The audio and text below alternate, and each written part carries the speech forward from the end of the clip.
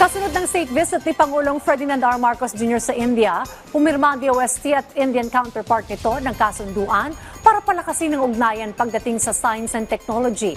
Ang detalye sa report ni Rod Lagusad.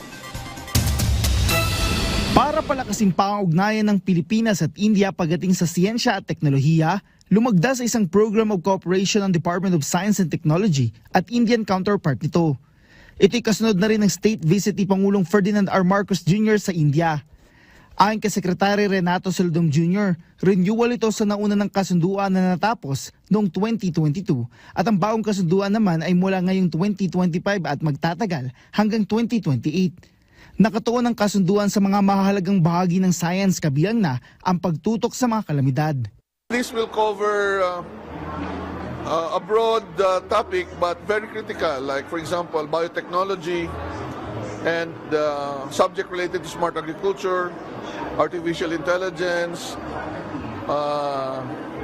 battery storage, vaccine development, oceans and atmosphere, to name a few.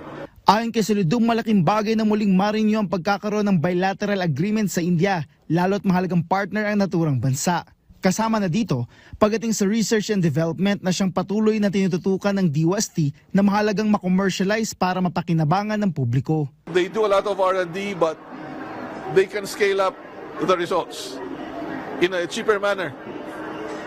And so we can learn a lot from them and vice versa. They can also learn from the other things. They are interested in blue economy and geospatial work, so which we also do. Kaugnay nito, magkakaroon rin ng working group sa pagitan ng dalawang bansa para sa isasagawang mga kolaborasyon at mga pagpupulong.